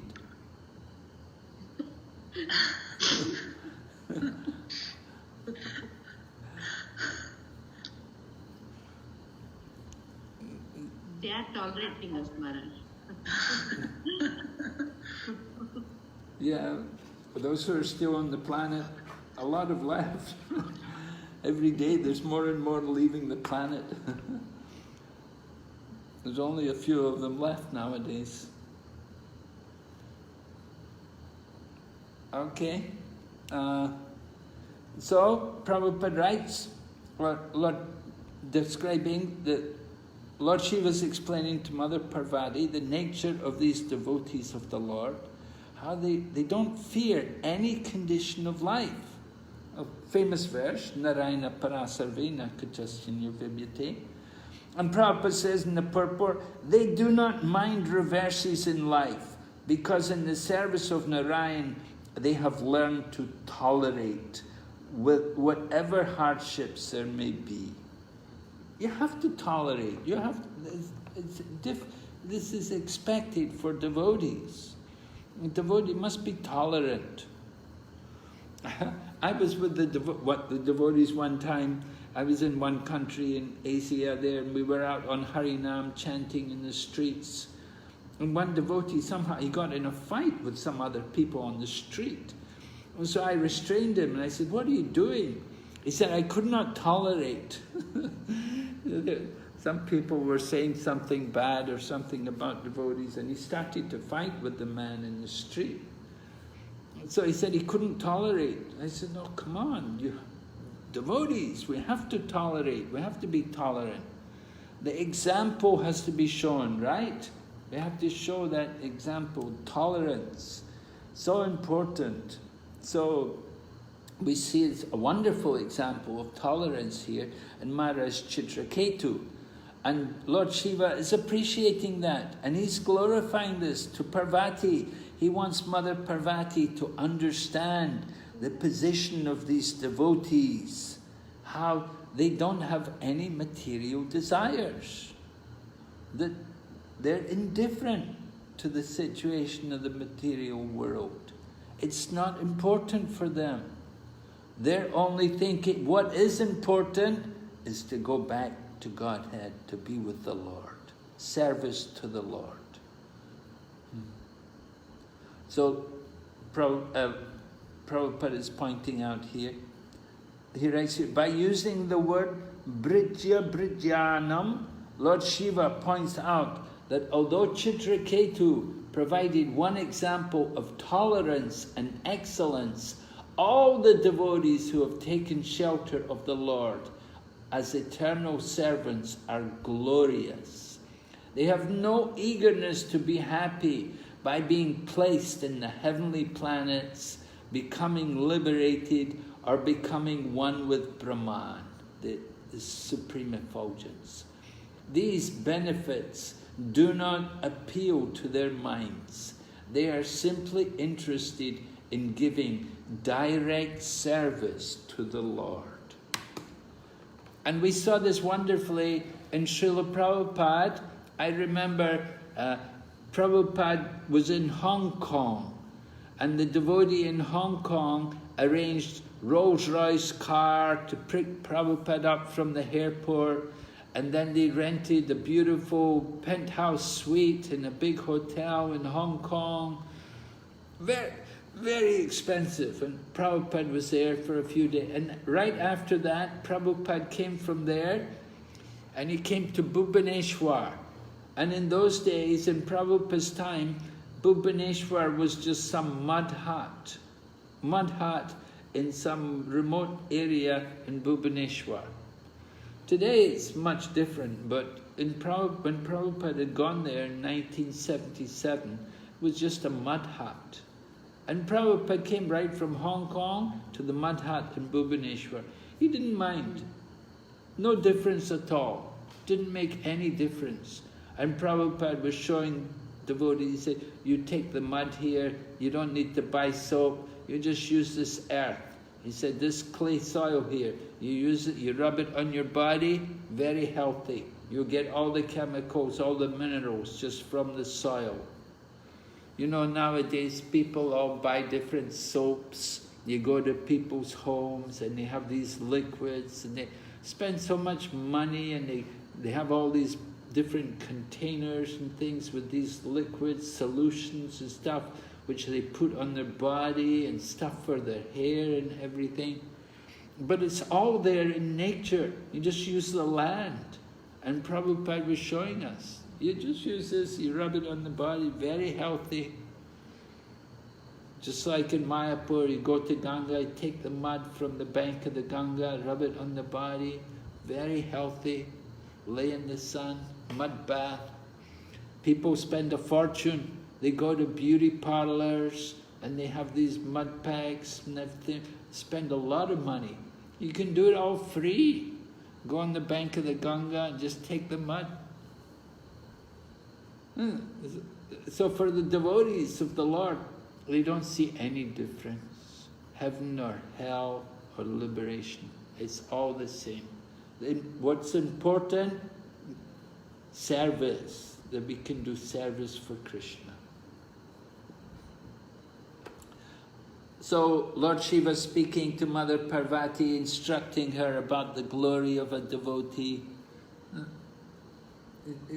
And he says, the dualities of happiness and distress, or birth and death, curses and favors, are just byproducts of this contact in the material world. What Pārvatī thinks is a curse is actually a blessing, because it means that Maharaj Citraketu is going to be able to get out of the material world, and he's going to be able to go back to Godhead. He's going to get the association of Lord Sankarshan. So it's a blessing. So what we think is a curse is actually often a blessing. We have to know, to see the hand of the Lord in everything which happens. And we have to surrender to the will of the Lord. Don't be attached. This is it. So this is a devotee who is Narayana Para. Narayana Para, the pure devotees, must be those who are not Narayana Para, pure devotees, must be disturbed by this duality of the material world. Whereas devotees who are simply attached to the service of the Lord are not at all disturbed by it. And so it's important for us, keep the mind always controlled, be attached to Krishna, and see everything as the arrangement of the Lord. This chapter is very, very instructive for us. It shows us the importance of controlling the mind and being detached from the material situations. Lord Shiva gives examples in text number 30. One mistakenly considers a flower garland to be a snake, or experiences happiness and distress in a dream. So, in the material world, by a lack of careful consideration, we differentiate between happiness and distress, considering one good, the other bad. We don't know what is really good. The nice verses there from Chaitanya Charitamrita in the purport. Dvaita Bhadra Bhadra Gyan Sap Manodharm E Bala E Manda E Sabram. The mind, the Manodharm, the business of the mind is thinking, I like this, I don't like that. This is good, this is bad. This is the mind. We have to, this is all illusion. We have to overcome the illusions. One should follow in the footsteps of Sri Chaitanya Mahaprabhu and engage constantly in chanting the Maha Mantra. In any condition of life, one will be happy if he chants the holy name of the Lord. So we saw Maharaj Citraketu. He was with so many beautiful women, but he was careful to chant the holy name of the Lord. So it's very important to keep the holy name on our tongue in every situation.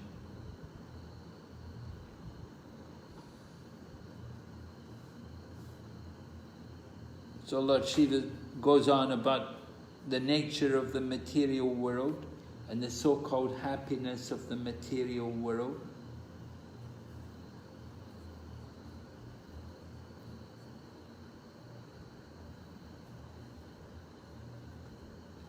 The speculative philosopher tries to understand that this material world is false by cultivating knowledge.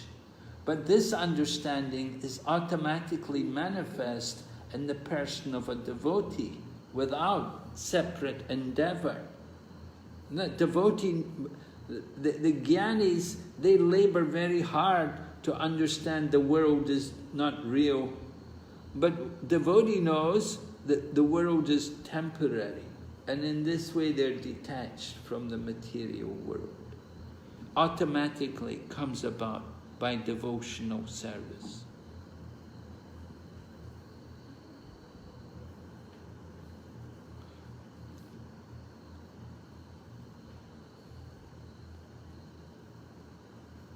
So Lord Shiva is glorifying the position of devotees, how these devotees, because they do bhakti, they can understand the real nature of the Lord.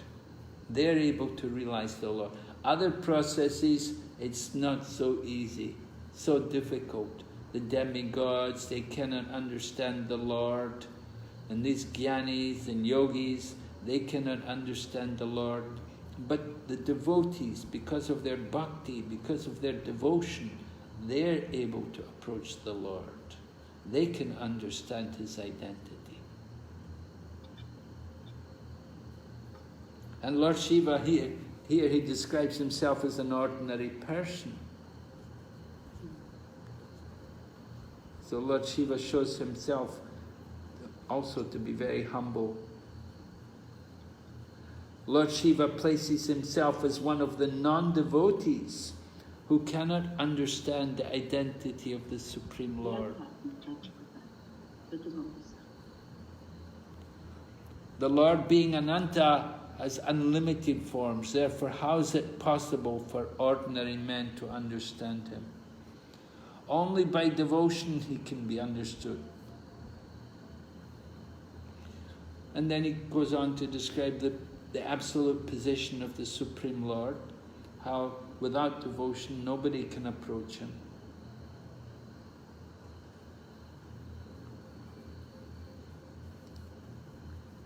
Now he comes back to Maharaj Citraketu. He's a dear devotee of the Lord. He's describing the position of Maharaj Citraketu. And he says, similarly, Lord Shiva says, similarly, I am also very dear to Lord Narayan. Therefore, no one should be astonished to see the activities of the most exalted devotees of Narayan, for they are free from attachment and envy. They are always peaceful. They are equal to everyone. When Citraketu loudly laughed at my behavior, he did so on friendly terms, and therefore there was no reason to curse him. So Lord Shiva tries to convince Pārvatī that her cursing of Citraketu was not sensible. And Prabhupada writes, here is a difference between male and female that exists even in the higher statuses of life. Higher statuses, you couldn't get much higher than Lord Shiva and his wife. But we see here even that Lord Pārvatī also, she has this problem. Lord Shiva could understand Citraketu very nicely, but Pārvatī could not. Thus, even in the higher statuses of life, there is a difference between the understanding of a male and that of a female. It may be clearly said that the understanding of a woman is always inferior to the understanding of a man. In the Western countries, there is now agitation to the effect that men and women should be considered equal. But from this verse, it appears that a woman is always less intelligent than man. Well, we could say this only applies to non-devotee women, right? Devotee women, they have no problem, right? What do you say, ladies?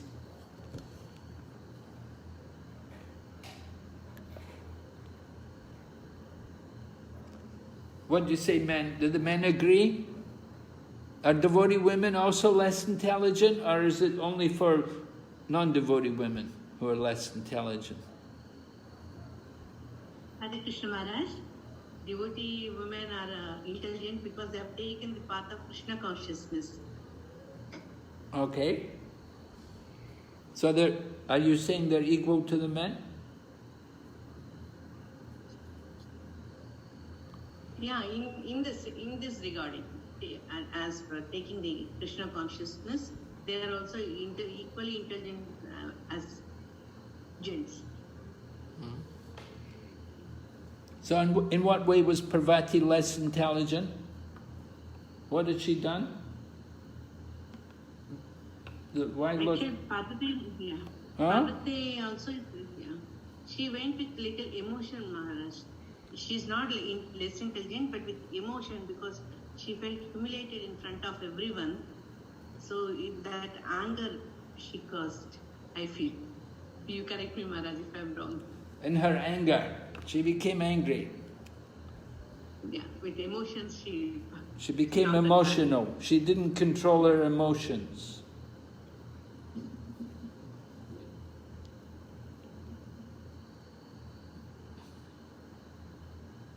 Okay.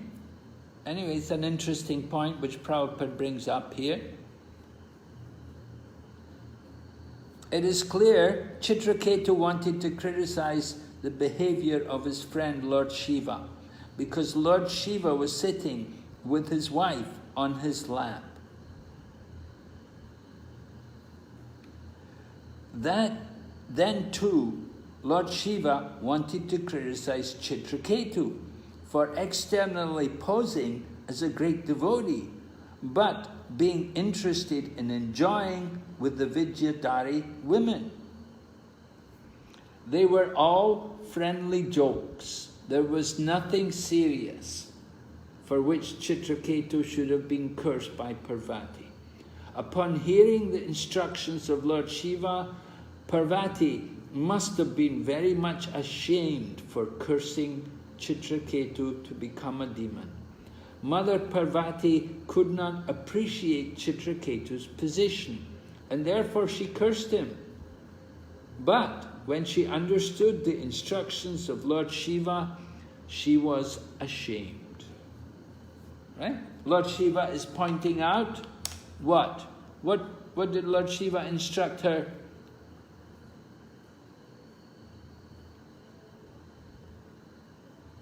What's the main instruction Lord Shiva has given his wife? Say that he is a devotee, Citraketu is a devotee, and a devotee of the Lord is on a very higher platform.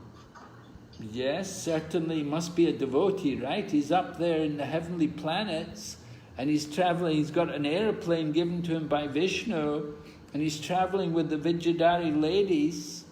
Certainly he's an elevate, not just any ordinary Kshatriya. Pārvatī may say, oh, he's new to bhakti. He hasn't been a devotee a long time. Just recently became a devotee. She may say like that. But Lord Shiva is pointing out the exalted position of the devotee. That he does have bhakti. He is exalted. And Lord Shiva is appreciating him. And he had revealed his tolerance. He had revealed his spiritual position. You could say, well, Pārvatī didn't know. She didn't know that he was so advanced. But that was no reason to curse. Certainly she should have understood that he's a very great personality, that he's able to travel around like that with so much facility. So to curse such an exalted person, it was not proper.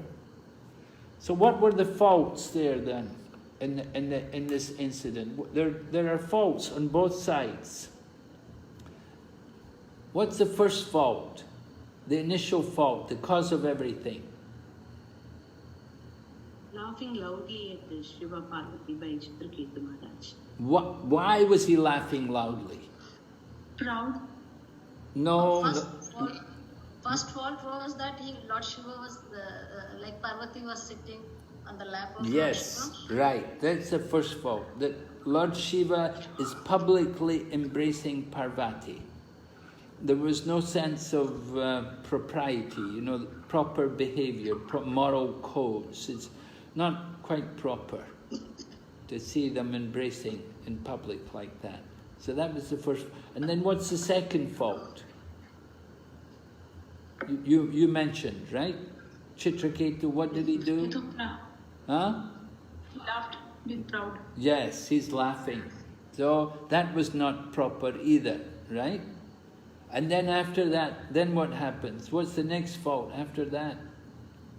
Pārvatī cursing Citraketu. Well, even before, you could say the pride. We mentioned also about the pride of Citraketu. And that's probably, you could say that's even before he's laughing, that he's got this pride, that he talks about Lord Shiva and, it's a little bit minimizing his position. That Lord Shiva is actually above criticism. So there was some pride there on the part of Citraketu, because he did laugh. That was the fault, right? And then something else.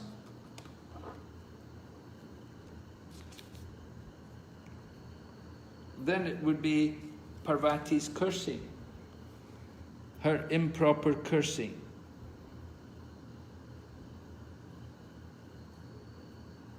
The unnecessary cursing of Citraketu. So we see all these different faults are there, but on the other side, what are the merits? What's the merit that we see?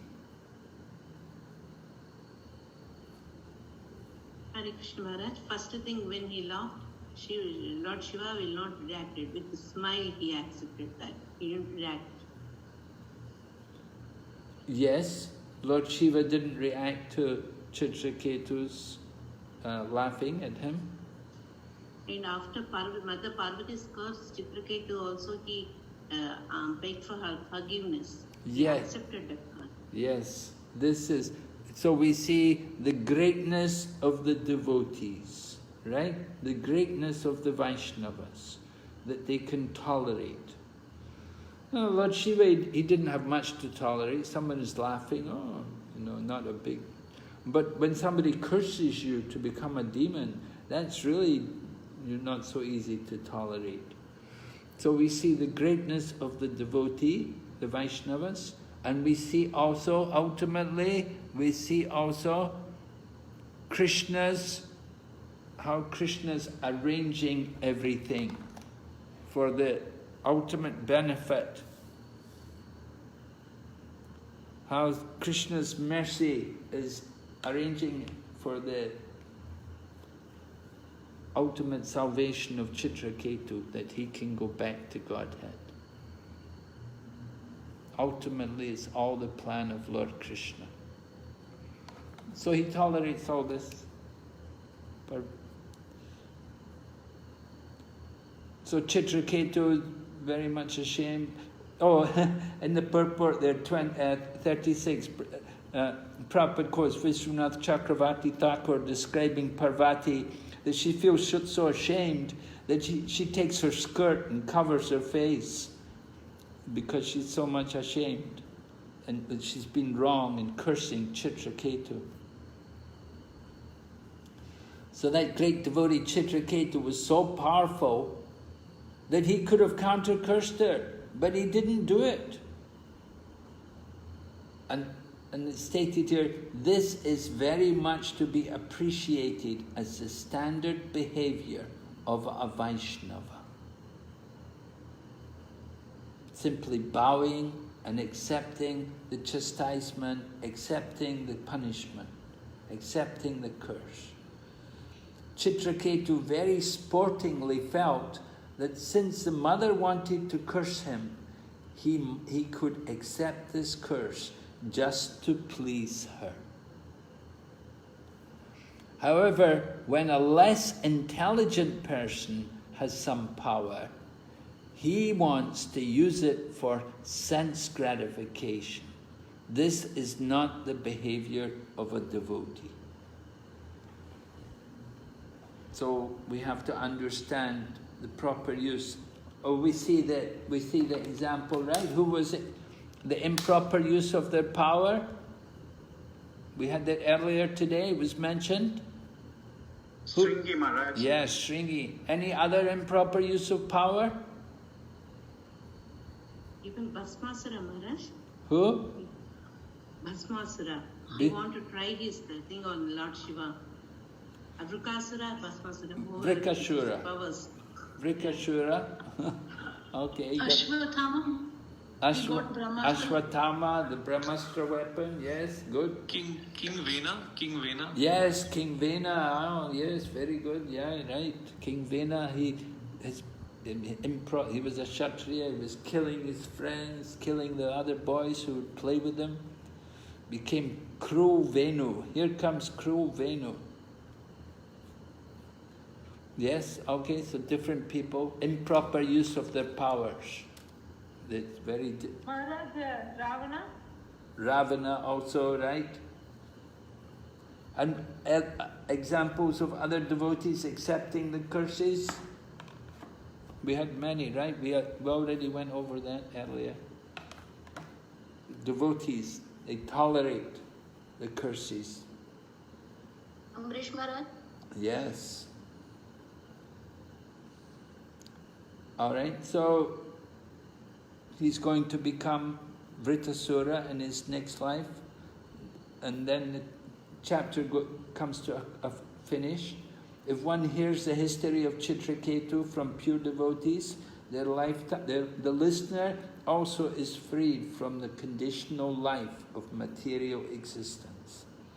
Anything about devotional service or character of the Lord and His devotees must be heard from a devotee, not from a professional reciter. Milk touched by the lips of a serpent has poisonous effect. So we have to hear from the proper source. We're very fortunate to hear from Srila Prabhupada narrating to us this history of Vritasura, of Citraketu, and how he becomes Vritasura. Okay, so any questions? It's a very wonderful chapter, very instructive, certainly very nice to read it.